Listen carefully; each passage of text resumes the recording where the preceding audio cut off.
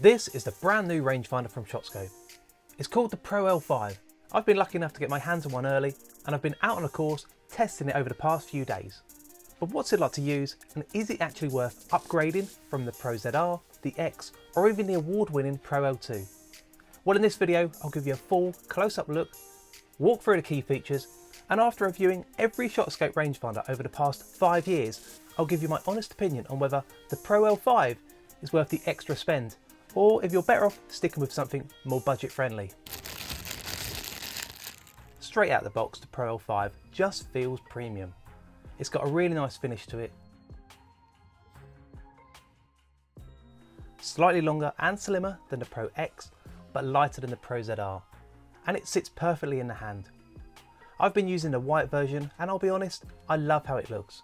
It's clean, modern, and just feels a step above anything ShotScope have released before. You still get the strong carry case which clips easily onto your bag, and I think this one looks more premium than the Pro X, which is a really good start. And yeah, as usual, it's got a built-in cart magnet, and this one's really strong with no chance of it falling off mid-round. Now the biggest change, and what ShotScope are shouting about, is the new OLED red display. Now, I know what you're thinking, a red display, that sounds a little bit gimmicky. Well, yeah, maybe, but honestly, once you look through the display, you'll get it. The numbers are super sharp, that red contrast just makes them pop, even in bright sunlight or gloomy old England. After accuracy, the display is the most important feature in a rangefinder. It's a small thing, but it makes a big difference, especially when you're trying to grab a yardage really quickly and with confidence. I've used LCD displays for years, and now that I've looked through the OLED, I'm not sure that I'm going to be able to go back. Just look at how much brighter and clearer it looks versus this budget rangefinder on the course. Using this budget model feels like downgrading from UHD to VHS. I'm going back to the 80s. On the top, it's really simple. It's only got 3 buttons. One for turning it on, the other one for switching between yards and meters, and the other one for turning slope on and off. The slope function is adaptive, and with this switch, it's possible to turn it on and off. So yes, it is competition legal. You just need to turn it off. Now, you don't get the little slope indicator light that you do get on some models or previous ShotScope devices, but it's still really easy to use. It's also packed with other features. You've got Gen 2 rapid fire tech, which makes it really quick to shoot a distance, and yeah, it's fast. Target lock vibration to let you know when you've locked onto the flag. A 1300 yard range, which is a huge jump from the L2 700. Now realistically, unless you're Bryson, you'll never need to zap something that far. But the benefit is that even at normal ranges, it locks on quicker and more confidently than other devices I've used. And you've also got an upgraded 7x magnification, and the eyepiece adjusts really smoothly. And actually it looks a little bit smaller and sleeker than the previous models. I don't know, in this device, everything just feels more refined. Out on the course, this thing performed really well, almost as well as my game today, which was a real surprise, but I wanted to take it out and put it into practice on the course to show you how well it performed.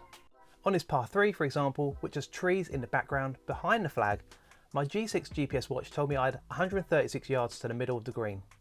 And when I compared it to the Pro L5, this immediately told me I had 128 yards to the flag. No second guessing or rogue distances due to the cluttered background. On a par 3, this makes a lot of difference. It gives you real confidence in your yardage.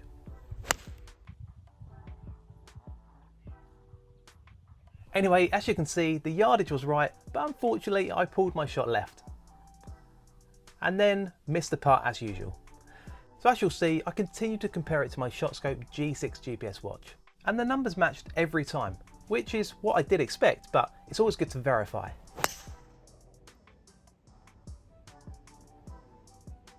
So here, after bombing a drive, I was only left with a short shot into the green. The G6 watch said 64 yards, and the Pro L5 said 67.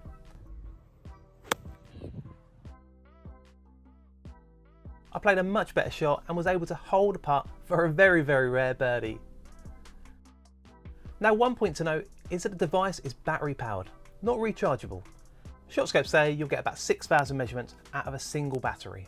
So not a big deal unless you're measuring every blade of grass in between your shots. So is it worth it? Well, let's talk money.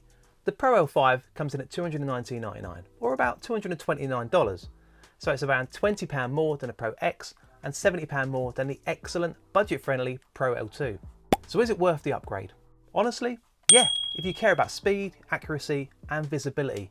The OLED display alone makes a big difference, and paired with the Gen 2 rapid fire tech and extended range, this just feels more like a complete, capable device. If you're on a tighter budget though, the Pro L2 is still a fantastic choice. You'll lose the OLED display and a bit of speed, but for the price it's brilliant. So my first impressions of the Pro L5, I think it's the best rangefinder ShotScope have ever made. And I'm not just saying that because they gave it to me or I played well. It's accurate, quick, simple to use, and the OLED display really does make a noticeable difference. This is a premium device, and finally it looks and feels like one too. If you're interested in checking it out, I've dropped a link below. And don't forget you can save 10% with my discount code FUNGOLF. That brings it down to around £200, which in my opinion is a bit of a steal for this level of performance. Let me know in the comments below, would you upgrade to the Pro L5 or are you happy sticking with the budget-friendly Pro L2?